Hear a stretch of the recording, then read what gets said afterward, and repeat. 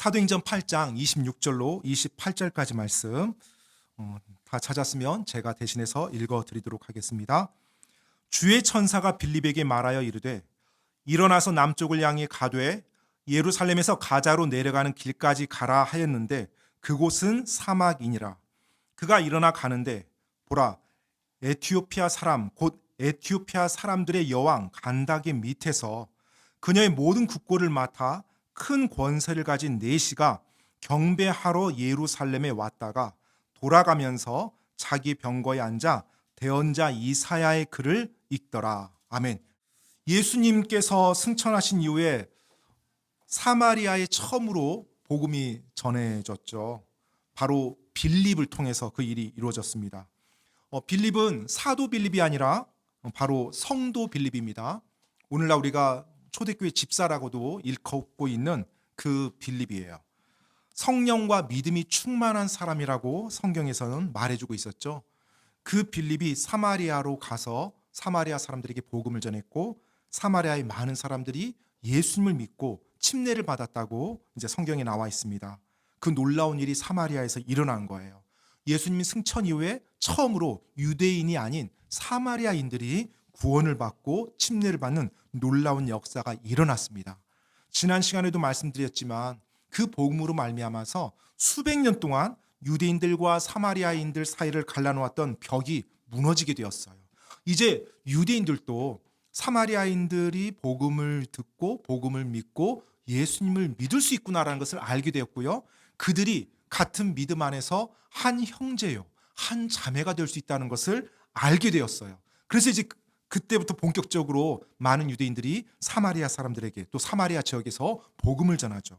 이처럼 복음은 모든 경계와 모든 벽 그리고 모든 쓴 것들을 다 허물어 버리는 놀라운 능력이 있습니다. 가족들 안에 복음이 들어갈 때 가족들 안에 세워졌던 그 갈등과 그 벽들이 무너진 걸 볼 수 있고요. 또 어떤 조직 안에 그 복음이 들어갈 때 그 복음으로 모든 나누어졌던 벽들이 무너지는 걸 볼 수 있고요. 국가도 역시 마찬가지입니다. 복음이 들어갈 때 그 복음이 모든 것을 무너뜨리고 하나가 되게 하고 주님 안에서 우리가 함께 마음을 모을 수 있도록 역사합니다. 사마리아에서도 그런 일이 일어났어요. 자, 이제 그렇게 사마리아에서 놀라운 역사가 일어났는데요. 26절에 보니까 하나님께서는 주의 천사를 통해서 그 빌립에게 말씀을 합니다. 남쪽을 향해 가되 예루살렘에서 가자로 내려가는 길까지 가라라고 말씀하세요. 사복음서에서는 천사들이 하나님의 사람들에게 하나님의 뜻을 전하는 내용이 나옵니다.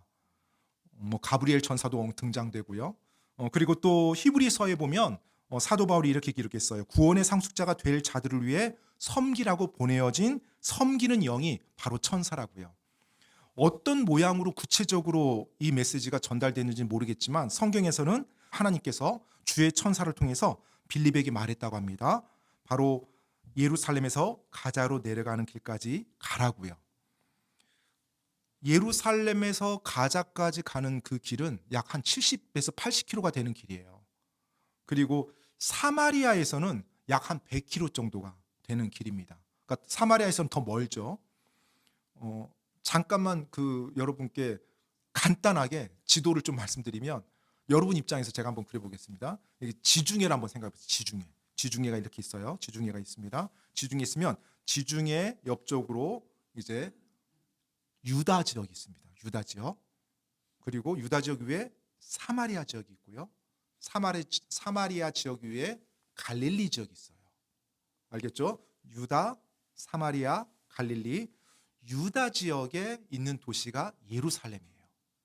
그리고 사마리아 지역에 있는 도시가 사마리아 도시가 있습니다. 그러니까 지역 이름도 사마리아지만 도시 이름도 사마리아 도시가 있어요. 그리고 갈릴리 지역에 있는 것은 대표적인 것이 갈릴리 호수가 있죠. 그리고 사해에는 바로 이제 유다 지역이 있습니다. 자, 예루살렘이 있고 사마리아가 있습니다. 가자는 어디냐면 지중해 연안 남쪽이에요. 그러니까 지중해가 이렇게 있으면 남쪽에 가자가 있어요. 그러니까 예루살렘에서 가자까지의 거리와 사마리아에서 가자까지의 거리를 보면 사마리아가 더 먼 도시예요. 지금 빌립이 어디에 있었어요? 사마리아에 있었어요. 그런데 예루살렘에서 가자로 가는 그 길로 가라고 주님께서 말씀하셨어요. 그런데 그 길이 성경에서 보면 사막이라고 표현되어 있습니다. 사막. 그러니까 황량한 광야길이에요. 그 길로 가라고 말한 거예요. 여러분이 빌립 입장이라면 좀 기분이 어땠을 것 같아요? 사마리아에 지금 사람들이 막 복음을 듣고 막 구원받고 있고 막 여기서 내가 성경을 가르쳐야 될 것 같고 이 사람들을 막 도와야 될 것 같은데 갑자기 예루살렘에서 가자로 가는 그 사막길로 가래요. 왜 가라고 하는지 말도 안 해줘요. 내킬까요? 안 내킬까요? 자동차가 주어진 것도 아니고 걸어서 가야 돼요. 사막길까지. 그것도 한두 시간 거리가 아니라 며칠을 가야 되는 거리예요. 그런데 빌립이 어떻게 해요? 가요. 성경이 보니까 주의 천사가 일어나 가라라고 했어요. 그러니까 빌립이 일어나 갔어요. 저희가 수요일 날 저녁에 요즘 이제 몇 주에 걸쳐서 요나서를 보고 있습니다. 요나서에서도 하나님이 일어나 가라라고 명령했어요. 요나가 어떻게 했어요? 일어나 갔어요. 그런데 문제가 뭐예요? 반대 방향으로 갔어요. 요나는. 네, 니느웨로 가라고 했더니 다시스로 가버린 거예요. 그래서 일어나 가라는 이 단어가 제 눈에 확 들어오더라고요. 그래서 이 요나서 말씀을 계속 보다 보니까. 그런데 빌립은 어떻게 했어요? 똑같이 일어나 갔어요. 어디로요? 하나님이 말씀한 그 가자로 가는 길로 갔습니다. 여러분, 이 모습 볼 때 전 빌립이 너무 보기가 좋았어요. 하나님은 누구를 사용해요? 하나님께 순종하는 사람을 사용하세요. 세상은 많은 지식을 가지고 있고 많은 부를 가지고 있고 높은 지위를 가지고 있는 사람들이 뭔가 쓰임받는 것 같고 뭔가 위대한 일을 하는 것처럼 보이지만 하나님께는요, 하나님을 신뢰하고 하나님께 순종하는 사람, 그 사람이 쓰임받습니다. 그래서 구원받은 모든 사람이 하나님께 쓰임받을 수 있어요. 내가 어떤 위치에 있든 어떤 부를 가지고 있든 상관없어요. 주님을 신뢰하고 주님께 순종하고자 하는 마음을 가지고 있다라면 하나님은 그 사람을 들어서 놀랍고 아름답게 사용합니다. 우리 주님 얼마나 감사하고 얼마나 훌륭합니까? 만약 주님도 뭐 재산이 어느 정도 있어야 쓰임받고 있고 사회적인 지위가 어느 정도 있어야 쓰임받는다고 하면 얼마나 절망스럽겠어요. 그런데 우리 주님은 그러지 않아요.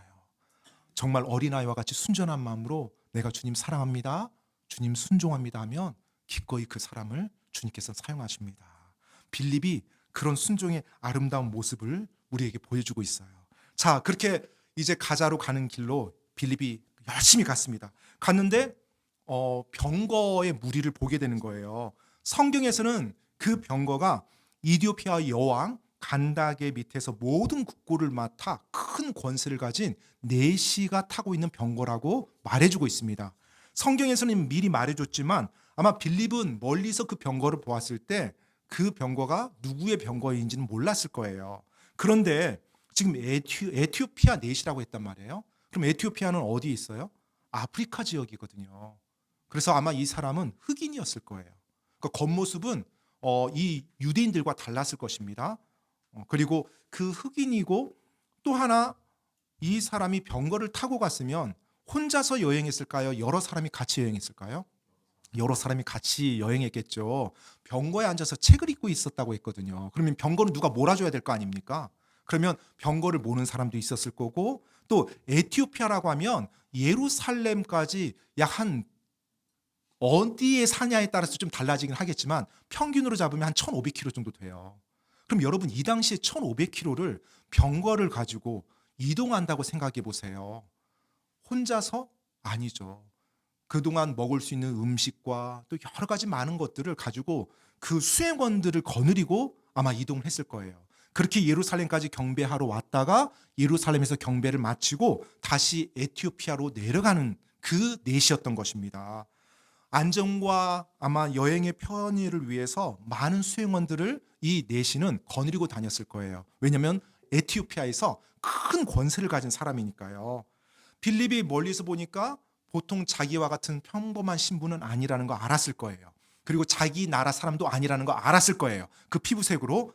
그런데 그때 이제 성령님이 빌립에게 또 한 말씀을 전해줍니다. 바로 29절로 31절 말씀 보겠습니다. 사도행전 8장 29절로 31절입니다. 그때 성령께서 빌립에게 이르시되 가까이 가서 이 병거에 합류하라 하심으로 빌립이 거기 있는 그에게 달려가 그가 대언자 이사야의 글을 읽는 것을 듣고 이르되 그대가 읽는 것을 이해하느냐 하매 그가 이르되 누가 나를 지도해 주지 않으면 어찌 내가 이해할 수 있느냐 하고 빌립이 올라와 자기와 같이 앉을 것을 청하니라. 자, 이제 병거가 보였는데 성령님이 이번에 빌립에게 말합니다. 가까이 가서 그 병거에 합류하라고요. 그러자 빌립이 어떻게 했어요? 달려갔대요. 저는 사실 이 말씀을 준비하면서 저에게 가장 많이 다가왔던 단어가 달려가라는 단어였어요. 가라고 했더니 터벅터벅 걸어간 게 아니라 달려갔어요. 하나님이 그 빌립의 모습을 보면서 얼마나 마음이 시원했을까. 하나님이 말씀했을 때 그 말씀에 순종하는데 어떻게 순종해요? 기꺼이 열심으로 순종하는 모습이에요. 여러분 생각해 보세요. 여러분이 빌립이라고 해서 이렇게 딱 그 사막길을 걸어가고 있는데 병거가 쫙 지나가고 있는 걸 만났어요. 여러분 같으면 쉽게 접근이 될까요, 안 될까요? 접근이 되지 않을 거예요. 왜냐하면 나랑 신분이 크게 차이가 나고 수많은 사람들, 수행원들이 있으니까요. 그런데 성령님이 빌립에게 그 병거 가까이 다가가라고 합니다. 그러니까 빌립이 어떻게 해요? 달려가요. 내가 가는데 저지당하면 어떡하지? 내가 옆에 가도 될까? 막 이런 식으로 망설임이 없었어요. 그대로 달려가요. 왜요? 하나님이 말씀하셨기 때문에.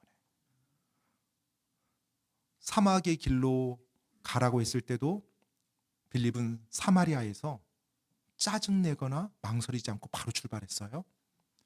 병거가 드디어 보였을 때도 성령님이 가라고 했을 때 빌립은 망설이거나 주저함 없이 그 말씀에 바로 순종해서 갔어요. 하나님의 진리를 알고 있는 사람은 담대합니다. 담대해요. 그래서 하나님께서 인도하는 그 말씀에 따라서 기꺼이 그 말씀에 순종하고자 하는 마음을 가지고 있어요. 진리를 아는 사람은 그 진리가 투영됐을 때 겸손할 줄 알고요. 그리고 그 진리를 알고 있기 때문에 담대할 수가 있어요. 빌립의 모습에서 우리는 그가 올바른 겸손과 하나님께 순종하는 그 겸손이요. 그리고 담대함을 볼 수가 있어요. 자, 이제 가까이 가서 보니까 이 병거 안에 있는 사람이 뭘 하고 있어요? 성경을 읽고 있는 거예요. 이사야서 말씀을. 빌립이 딱 그 말을 들었을 때 이사야서 말씀이네? 빌립은 알았을 거예요. 왜냐하면 그 이사야서 말씀이 너무나 유명한 말씀이었거든요. 그리고 구약 시대 때 그리고 유대인들이 구약을 잘 알고 있는 유대인들이 예수님을 믿는다고 한다면 아마 이 이사야서 그 내용은 다 알고 있는 내용이었을 겁니다. 참고로 여러분 여기서 우리가 한 가지 좀 알아야 될 게 뭐냐면 성경에 보니까 이 에티오피아 내시가 이사야서 말씀을 읽었다고 했죠. 그런데 어떻게 읽었어요? 소리내서 읽었어요. 소리내서. 왜 소리내서 읽었을까요? 네, 집중하려고요. 네, 맞습니다. 참고로 여러분 옛날의 모든 사람들은 책을 읽는다고 하면 다 소리를 내서 읽었어요. 그러니까 오늘날은 우리가 책을 읽는다고 하면 묵독이죠. 속으로 읽죠. 근데 사실 속으로 읽는 이 묵독의 독서법은 우리나라 역사만 보더라도 한 200년 정도밖에 안 됐어요. 200년 정도. 그러니까 옛날 고려시대, 조선시대는 사람들이 책을 읽을 때 어떻게 읽어요? 다 소리를 내서 읽어요. 일단은 책이 없어요. 당시 뭐 인쇄기가 있는 것도 아니고 다 필사를 해야 되잖아요. 책 자체가 너무나 귀한 것이고 책이 없고 그래서 사람들은 그 책을 통해서 배우고 공부하고 익히고자 했어요.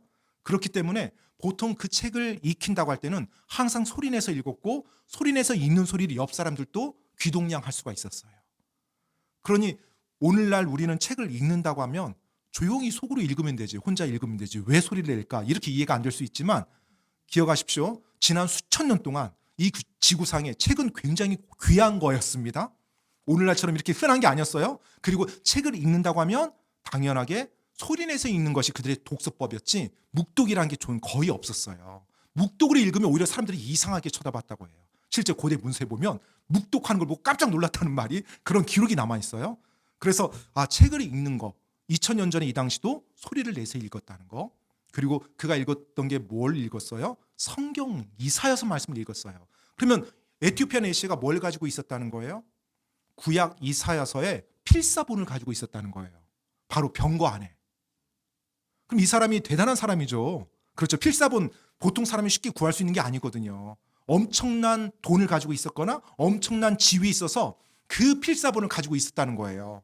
그러니 빌립이 갔을 때 성경 이사야서 말씀을 두루마리 이 필사본을 가지고서 읽고 있어요. 깜짝 놀랐을 거예요. 자, 그런데 또 에티오피아 내시 입장에서 볼게요. 성경을 딱 읽고 있는데 누가 병거 옆에 와요. 그리고 당신이 읽고 있는 거 이해됩니까? 물어봐요. 얼마나 깜짝 놀랐을까요? 아마 제가 볼 때는 빌립도 놀라고 에티오피아 내시도 둘 다 놀랐을 거예요. 하나님만 안 놀라고 그 상황을 지켜봤을 것 같아요. 자, 둘 다 놀란 상황이었어요.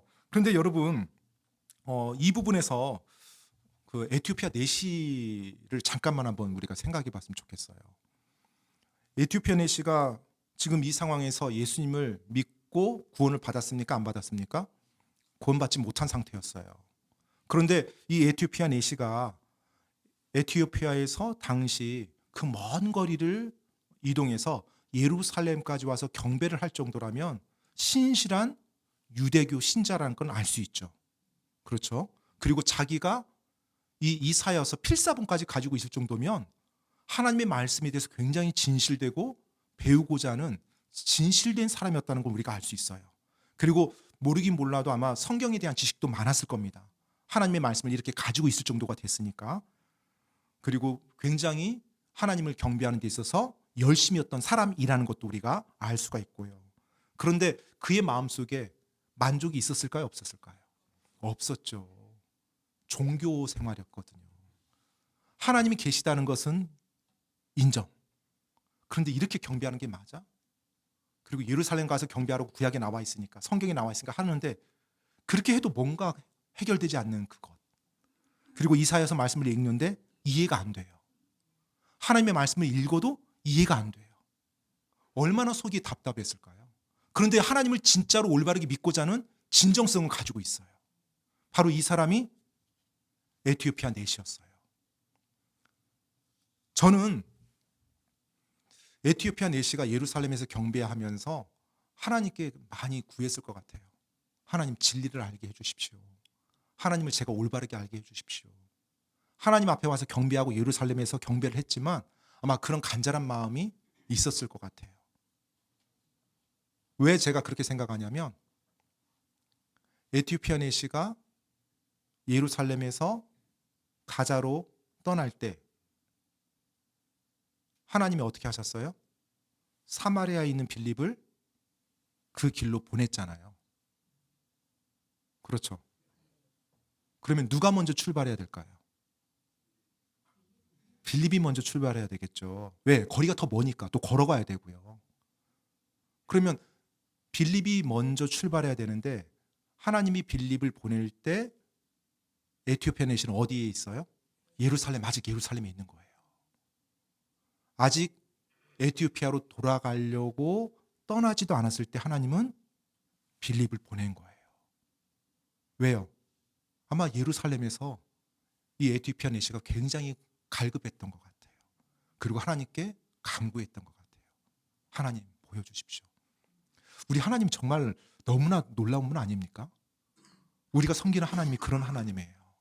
여러분이 힘들고 여러분이 하나님을 올바르게 섬기기 원하고 하나님을 간절히 알기 원하고 하나님께 간구할 때 하나님 그 사람의 기도를 물리치지 않으세요. 그를 위해서 하나님께서 일을 움직여 나가십니다. 그래서 빌립이 가자 사마리아에서 먼저 떠나고 그리고 에티오피아 내시가 예루살렘에서 떠나고 그리고 만나게 해주세요. 그렇게 병거 안에서 예루살렘에서 그 경배를 드렸지만 뭔가가 해결이 안 되고 하나님 믿는 게 무엇입니까? 성경 말씀 읽어도 해결이 안 되는데 갑자기 어떤 한 사람이 병거 옆에 나타나더니 그 읽는 거 이해가 됩니까? 물어보니까 얼마나 놀랐겠어요. 나에게 가르쳐주는 사람이 없는데 내가 어떻게 이해되겠냐고 물어보니까 빌립이 대답을 해요. 그래서 빌립을 병거에 타라고 이제 초청합니다. 그리고 빌립으로부터 이제 말씀을 들어요. 자, 사도행전 8장 32절로 35절 말씀 한번 보도록 하겠습니다. 그가 읽은 성경 기록의 구절은 이러하니 즉 대언자가 이르되 그는 도살장으로 가는 양같이 끌려갔으며 털 깎는 자 앞에서 잠잠한 어린 양같이 그렇게 자기 입을 열지 아니하였도다. 그는 굴욕을 당하고 공정한 재판을 받지 못하였으니 누가 그의 세대를 밝히 드러내리요. 이는 그의 생명이 땅에서 제거되었기 때문이라 하였으므로 내시가 빌립에게 응답하여 이르되 청하여 묻노니 대언자는 누구를 두고 이것을 말하느냐? 자기를 두고 말하느냐? 아니면 다른 어떤 사람을 두고 말하느냐? 하매 그때 빌립이 입을 열어 바로 그 성경 기록에서 시작하여 그에게 예수님을 선포하니라. 에티오피아 내시가 읽었었던 내용이 이사야서 53장 7절로 8절 내용이에요. 이사야서 53장을 아마 읽었던 것 같아요. 지금 사도행전에는 그 7절과 8절을 기록해주고 있습니다. 참고로 제가 여러분을 위해서 이사야서 53장 7절로 8절 말씀도 한번 읽어드리겠습니다. 구약성경. 그는 압제를 당하고 고난을 당하였어도 자기 입을 열지 아니하였으며 도살장으로 향하는 어린 양같이 끌려갔고 털 깎는 자 앞에서 잠잠한 양같이 자기 입을 열지 아니하는도다. 그는 감옥에 가지 못하고 공정한 재판을 받지 못하였으니 누가 그의 세대를 밝히 드러내리요. 이는 그가 살아있는 자들의 땅에서 끊어졌고 내 백성의 범법으로 인해 매를 맞았기 때문이라. 방금 제가 여러분께 이사야서 53장 7절로 8절 말씀을 읽어드렸어요. 사도행전 8장 지금 32절 33절에 나와 있는 내용, 바로 그 내용입니다. 에티오피아 내시가 그 내용을 읽고 있었던 거예요. 그런데 여러분, 이사야서는 예수님께서 이 땅에 오시기 약 700년 전에 기록된 성경 기록입니다. 그리고 이사야서 53장 내용은 바로 메시아께서 장차 이 땅에 오셔서 우리의 죄를 위해서 하나님의 어린 양으로 대신 죽어주시고 우리의 불법을 담당하신다는 예언적 메시지가 담겨있는 바로 그 구절이에요. 그 내용을 에티오피아 내시가 읽고 있었던 거예요. 자, 이제 빌립이 병거에 올라탔습니다.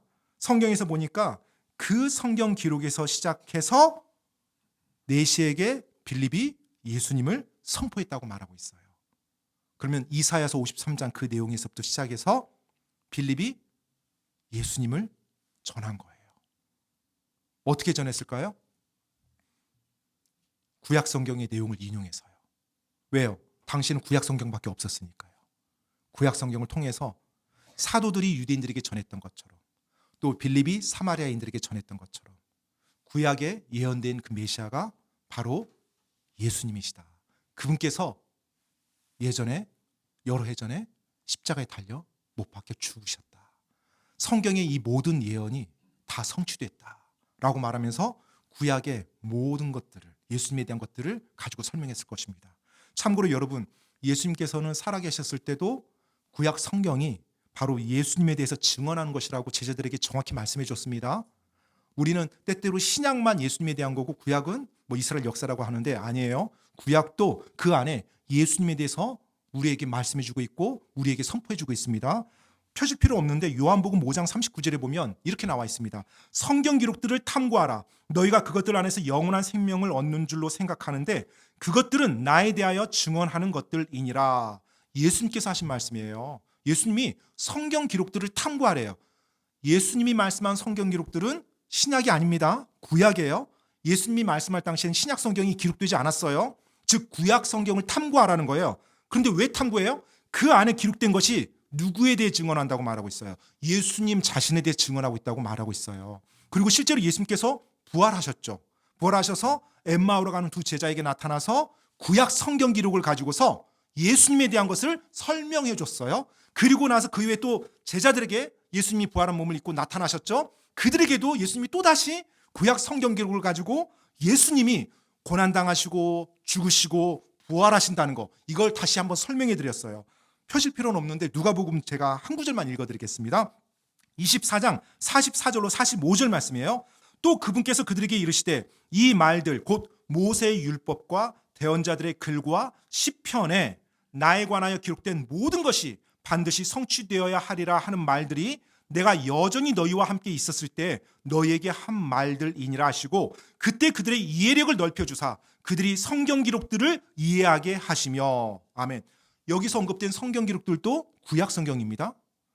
예수님이 말씀하셨던 모세 율법과 대언자들의 글과 시편 모두 다 구약 성경이에요. 즉 구약 성경에는 예수님에 대해서 언급해주고 있는 구절들이 많다라는 거예요. 예수님은 그 말씀들을 통해서 예수님께서 구약에 예언된 메시아임을 그리고 이 땅의 죄를 위해서 죄 용서를 위해서 오신 하나님의 아들이심을 선포하셨던 거예요. 사도들은 즉 제자들은 그 내용을 올바르게 이해했고요. 그리고 그들이 그 말씀을 가지고 유대인들에게 선포했고 또 그 믿었던 유대인들이 그 말씀을 가지고 자기 또 이웃들에게 말씀을 전했을 거예요. 빌립 역시 그 내용을 정확히 알고 있었겠죠. 그래서 에티오피아 내시에게 유대교를 믿는 에티오피아 내시에게 그 구약 성경을 인용하면서 정확히 예수님에 대해서 선포했을 것입니다. 여러분, 빌립이 예수님에 대해서 선포할 때 기분이 어땠을까요? 막 설레지 않았을까요? 복음을 전하는데 저는 설렜을 것 같아요. 왜냐하면 저도 누군가에게 복음을 전할 때 설레거든요. 그리고 에티오피아 내시는 어땠을 것 같아요? 너무나 놀라웠을 겁니다. 태어나서 처음으로 성경 말씀을 올바르게 풀어주는 사람을 만난 거예요. 그리고 이해가 되지 않았던 이사야서 말씀이 예수님이란 사실을 처음으로 알게 됐어요. 진리를 알고 자기가 유대교를 통해서 알아왔던 수많은 구약의 말씀들이 바로 예수님에 대한 거라는 것을 알았을 때 얼마나 시원했을까요? 그리고 얼마나 즐거웠을까요? 그 진리를 알아간다는 것이. 아마 두 사람은 한쪽에서는 말해주고 한쪽에서는 들었지만 시간 가는 줄 몰랐을 것 같아요. 병가 안에서 1시간, 2시간, 3시간 얼마나 시간이 지났을지 모르겠어요. 그렇게 막 서로 간에 예수님에 대해서 성경에 대해서 막 말해주고 아 그래요 하면서 막 이야기가 되고 있는데 병거가 물이 많은 어느 한 곳을 지나가게 됩니다. 그러자 내시가 그 병거를 세워요. 자 36절로 38절 말씀 보겠습니다. 사도행전 8장 36절로 38절입니다. 그들이 계속해서 길을 가다가 어떤 물에 다다름에 내시가 이르되 보라 여기에 물이 있으니 무엇이 내가 침례받는 것을 방해하겠느냐 하므로 빌립이 이르되 만일 그대가 마음을 다하여 믿으면 받을 수 있느니라 하매 내시가 응답하여 이르되 예수 그리스도께서 하나님의 아들이심을 내가 믿노라 하고는 명령하여 병거를 멈추게 한 뒤 빌립과 내시가 둘 다 물속으로 내려가니 빌립이 내시에게 침례를 주니라. 아멘. 자 이제 내시가 여기에 물이 있으니 무엇이 내가 침례받는 것을 방해하겠느냐라고 빌립에게 묻습니다. 왜 갑자기 침례 이야기를 꺼냈을까요? 뭐 하나밖에 없죠. 빌립이 이미 침례 이야기를 해줬으니까 침례 얘기를 꺼냈겠죠. 그렇죠? 구원에 대해서. 그리고 아마 예수님께서 승천하시면서 복음을 전하고 아버지와 아들과 성령의 이름으로 침례를 베풀라고 했다. 뭐 이런 말씀도 하지 않았을까 생각이 돼요. 예수님에 대한 이야기를 하면서. 그러니 빌립이 물이 많은 곳을 보더니 내가 침례를 받고 싶은데 무엇이 방해가 되냐. 그러니까 침례 받을 자격이 뭐냐 이걸 물어본 거죠. 그러자 37절에 빌립이 뭐라고 말을 해요? 그대가 마음을 다하여 믿으면 받을 수 있느니라. 그러니까 내시가 어떻게 대답을 해요? 예수 그리스도께서 하나님의 아들이심을 내가 믿노라. 아멘. 여기서 언급된 하나님의 아들 대문자로 되어 있습니다. son이 대문자예요. 즉 육신을 입고 이 땅에 오신 하나님을 정확히 표기한 겁니다. 바로 예수님이 육신을 입고 이 땅에 오신 하나님이라는 거. 그리고 그분이 나의 죄를 짊어지시고 죽어주신 메시아라는 거.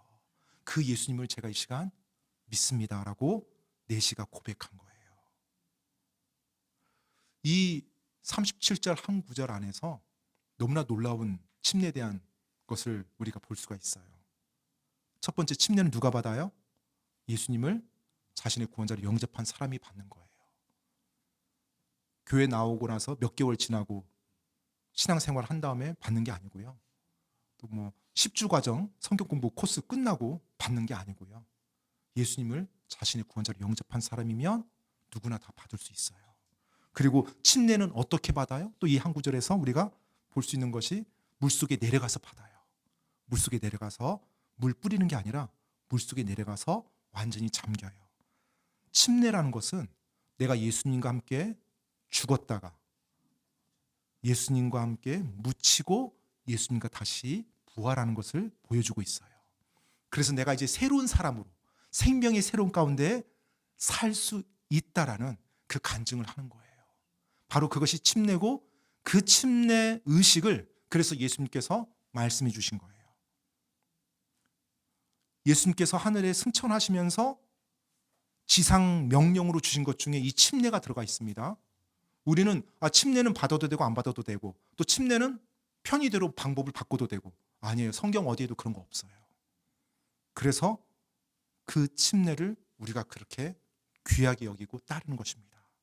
구원받은 그리스도인이 물속에 완전히 잠김으로 내가 예수님과 함께 죽고 그리고 예수님과 함께 부활했다는 것을 보이는 이 침례에 순종하는 것이 너무나 귀한 순종이고 또 믿는 자가 주님 앞에 나가는 선한 양심의 고백임을 성경은 우리에게 계속 말해주고 있어요.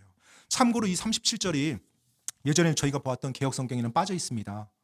킹제임스 성경에는 이 구절이 들어가 있어요. 그리고 우리가 사용하고 있는 킹제임스를 번역한 흠정역에도 이제 이 구절이 들어가 있죠. 개역 성경에는 없음이라고 되어 있습니다.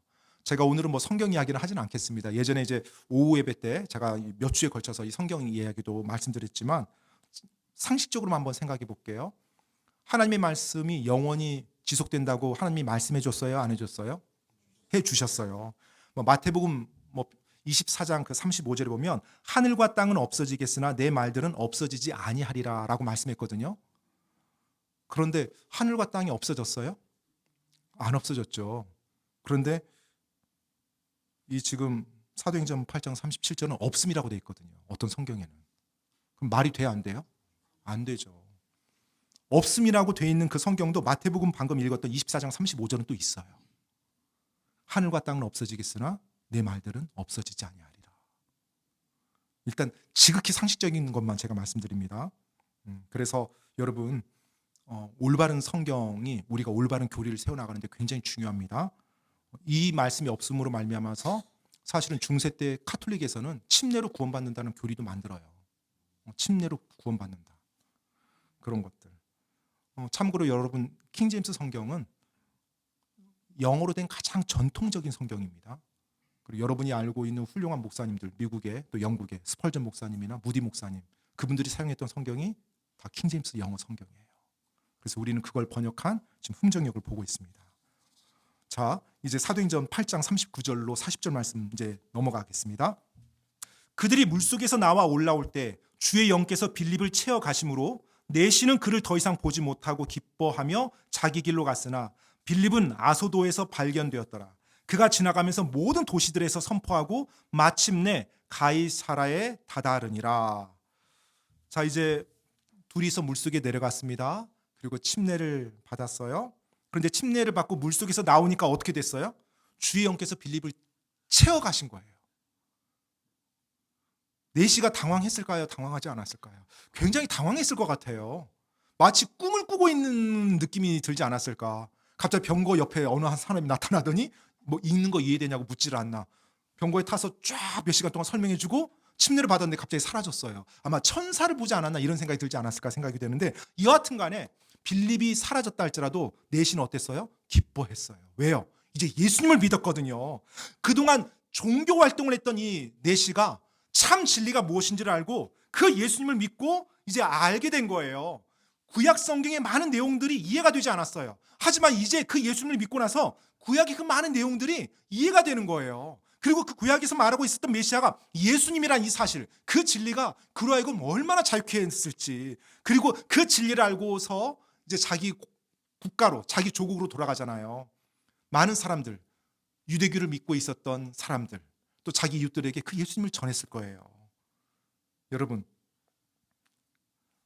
예루살렘에 경배하러 올라올 때는 이 내시가 종교인으로 왔습니다.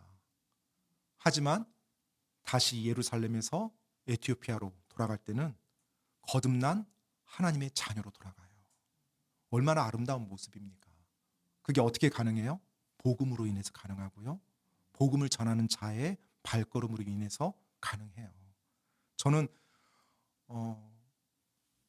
저희 교회 오시는 분들이 혹시 종교 활동 속에서 살다가 오셨다라면 하나님의 말씀을 듣고 거듭난 하나님의 자녀로 변해서 나갔으면 참 좋겠어요. 그리고 말씀을 듣는 사람들이 하나님의 거듭난 자녀로 변화돼서 떠났으면 좋겠습니다. 그리고 이제 빌립이 그렇게 하나님에 의해서 채어갔습니다. 그리고 성경에 보니까 아소도에 나타났다고 합니다. 아소도는 이제 가자 쪽에서 약 한 30km 정도 위쪽에 있어요. 지중해 연안 도시입니다. 아소도도. 그리고 어디까지 갔다고 해요? 빌립이 가이사라도 지중해 연안 도시인데 더 북쪽에 있어요. 그래서 아마 가자에서 한 100km 정도 떨어진 북쪽에 지중해 연안 도시들입니다. 그런데 빌립이 아소도에서 가이사라까지 가면서 모든 도시에서 복음을 선포했다고 성경에선 말해주고 있어요. 근데 이 내용을 보면서 여러분, 하나님이 침례를 주고 나서 빌립을 채워가셨죠. 기적을 베푸신 거거든요. 그러면 사마리아에 있을 때도 하나님이 기적을 베푸사 한순간에 네시에게 보낼 수 있었잖아요. 그런데 그때는 왜 걸어가라고 말하고 복음을 다 전하고 침례까지 줬더니 갑자기 기적을 행하셔서 딱 옮기셨을까요? 차라리 처음부터 좀 그렇게 해주셨으면 편하게 갔을 텐데, 걸어가는 그런 고생 안 했을 텐데. 제가 하나님이 아니니까 나중에 가서 물어봐야 되겠죠. 그런데 제가 이 내용을 봤을 때 한 가지는 확실할 것 같아요. 한 가지는. 하나님은 순종하는 사람 원했거든요. 강제로 보내는 게 아니라 순종하는 사람. 그래서 일어나서 가라고 말씀하셨어요. 이제 그 순종은 누구에게 달려 있어요? 빌립에게 달려 있어요. 그래서 빌립이 일어나서 갔어요. 왜 순종이 그렇게 중요할까요? 왜 순종이? 하나님이 그냥 순종 없이도 강제로 움직일 수 있는데 왜 순종하는 기회를 허락했을까요? 여러분, 인격과 인격의 모든 관계 속에서, 특히 권위자와 권위자 아래에 있는 모든 관계 속에서 그 관계가 깊어지는 것은 순종으로 가능합니다. 순종을 그렇게 한번 이해해 보세요. 만약에 순종이 없다라면 두 인격의 관계가 깊어질 수 없어요. 이 세상의 모든 관계가 다 마찬가지입니다. 부모님께 순종하지 않는 자녀가 부모님과 관계가 깊어질 수 있나요? 불가능합니다. 순종을 했을 때 무엇을 경험할 수 있어요? 그 순종을 통해서 내 믿음을 보여요. 그리고 그 믿음을 보인 것에 대해서 그 상대방이 나에게 또 보여주는 게 있어요. 이걸 통해 뭐가 쌓여요? 신뢰가 쌓이는 거예요. 그리고 그것을 통해서 관계가 더 깊어집니다. 우리가 하나님을 알고 싶고 하나님을 경험하고 싶다고 한다면 반드시 전제되는 게 뭐가 돼야 돼요? 그분께 순종하는 게 들어가야 돼요. 그분께 순종하는 거 없이 내가 하나님을 알 수 없어요. 그분께 순종하는 거 없이 내가 하나님과의 관계가 깊어질 수가 없어요. 그래서 하나님은 우리에게 순종할 수 있는 기회들을 계속 줍니다. 어떻게 해요? 그분의 말씀을 주심으로. 내가 어떤 상황에 처했어요. 그런데 하나님께서 그분의 말씀 속에 나에게 이렇게 행동하라고, 이렇게 선택하라고, 이 결단을 하라고 나에게 도전하세요. 그러면 내가 그것을 선택하고 결단할 때 순종해야 되잖아요. 그 순종을 통해서 하나님이 내 삶에서 일을 해 나가 주시는 거예요. 그러면 그런 경험이 나로 하여금 하나님을 더 깊이 사랑하고 하나님을 더 깊이 신뢰하고 하나님의 말씀에 더 깊이 순종할 수 있게끔 인도해줘요. 그럴 때 하나님과 친밀한 관계가 되는 거거든요. 바로 순종. 그래서 여러분, 순종은 하기 힘들어 이게 아니라 정말로 아름답고 깊은 관계를 맺어가는 데 있어서 하나님이 나에게 주신 기회입니다. 기회예요. 그래서 여러분에게 혹시 하나님께서 순종할 수 있는 그런 여러 가지 상황들을 펼쳐주시잖아요. 그러면 하나님이 나에게 나와 더 깊은 관계를 가지기 위해서 기회를 허락하시는구나 하고 기꺼이 순종의 선택을 하시기를 부탁드립니다. 그럴 때 여러분이 정말로 놀라운 일들 경험할 거예요. 빌립처럼요. 여러분, 빌립이 하나님의 말씀에 순종했을 때 에티오피아 내시를 만날 거라고 상상이나 했을까요? 상상하지 못했을 거예요. 그 사막길에서 어떻게 한 나라에 큰 권세를 가진 사람 만날 거라고 상상이나 했겠습니까? 또 빌립이 에티오피아 내시아에게 복음을 전했을 때 에티오피아 사람 한 사람에게 전하고 끝난 것이 아니었어요. 에티오피아 그 도시에 복음이 들어가는 통로를 빌립이 만든 겁니다. 그리고 실제로 그 에티오피아 내시가 구원을 받고 복음을 올바르게 알고서 에티오피아로 돌아갔을 때 전승에 따르면요, 그가 그곳에서 또 예수님을 전했다라는 전승이 있습니다. 이레니우스라는 그 2세기 교부가 쓴 그 기록에 보면 에티오피아 내시에 대한 언급이 나오더래요. 자, 그 빌립의 모습, 이제 가이사라까지 갔다라는 사도행전 8장의 내용이 나오고 이제 빌립의 어떤 스토리 이야기는 나오지 않아요.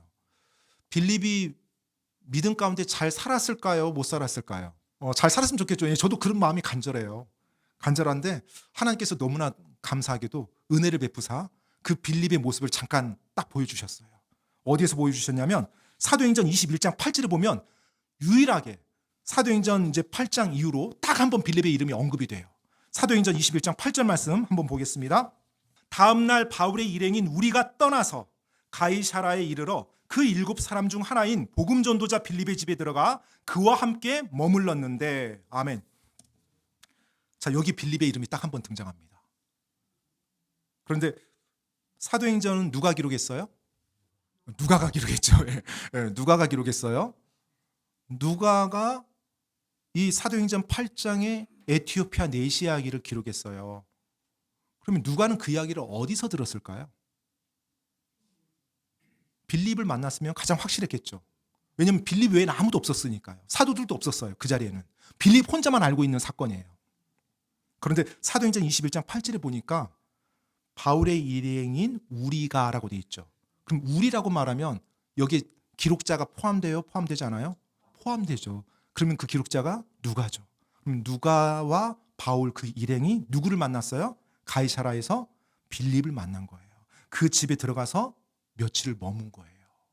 아마 이때 듣지 않았을까. 물론 뭐 다른 루트를 통해서 들을 수도 있겠지만 이때 듣지 않았을까 생각이 되는데, 이 사도행전 21장 8절에 보니까 빌립 앞에 수식어가 하나 붙어 있어요. 어떤 수식어가 붙어 있어요? 복음 전도자 빌립. 빌립이 어떤 일을 하고 있었어요? 복음 전도자가 된 거예요. 하나님의 말씀을 전담으로 사역하는 복음 전도자가. 사도행전 21장 이 시점은 어느 정도냐면 이 에티오피아 내시 사건 이후로 약 한 20여 년 흐른 이후입니다. 20여 년. 그럼 그 20여 년 동안 빌립은 어디 있었다는 거예요?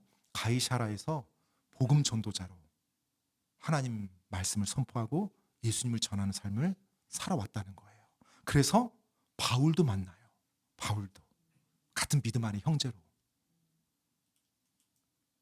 모르겠어요. 빌립이 스데반이 돌 맞아 죽은 것을 보았을 가능성이 전 높을 것 같은데요. 예루살렘에 있었으니까. 그러면 그때 그 곁에 있었던 사울이라는 젊은이도 봤을 거 아니에요. 그런데 세월이 수십 년이 흘러서 그 사울이라는 젊은이가 바울이 되어서 하나님께 완전히 헌신된 사람이 되어서 자기 집에 머물러요. 얼마나 참 놀라운 일입니까? 여러분, 제가 이 빌립의 이 내용을 보면서 진짜 지금까지 지내온 것이 하나님의 은혜라는 그 찬양이 생각이 났어요. 빌립의 그 삶이 참 아름답다. 그러면서 저도 이 빌립처럼 살았으면 좋겠다. 시간이 지나도 변치 않고 주님 사랑하고 주님의 말씀을 전하며 끝까지 남는 사람. 이 빌립의 모습이 얼마나 많은 사람들에게 큰 힘과 위로가 되는지 모르겠어요. 변치 않고 주님을 섬기는 모습. 그리고 앞에서 제가 말씀드렸던 것처럼 빌립의 그 순수함이 저는 계속 눈에 들어왔어요. 성령님이 가라고 했을 때 간 것이 아니라 달려간 모습이. 달려가는 빌립의 모습. 왜 달려가요? 하나님의 말씀에 기꺼이 순종해서요. 그 빌립의 아름다운 모습, 태도, 그의 영적인 그 자세가 그로 하여금 끝까지 계속 주님을 붙잡고 가도록 이끌지 않았나라는 생각이 들어요. 저는 오늘 이 시간 여러분, 그 빌립이 여러분과 저의 모습이길 간절히 바랍니다. 어떤 모습이요? 달려가는 모습. 주님께서 말씀했을 때 네 주님 하고 달려가는 모습. 어린아이가 아니었잖아요.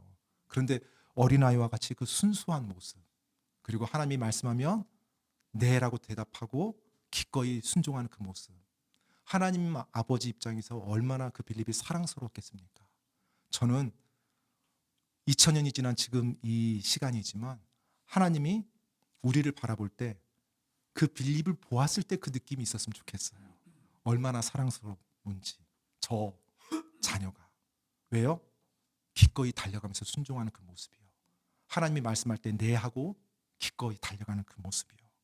그 순수한 빌립의 모습, 그 빌립의 믿음, 그리고 그 순수한 빌립의 사랑, 그것이 여러분과 저의 믿음과 사랑이기를 간절히 바랍니다.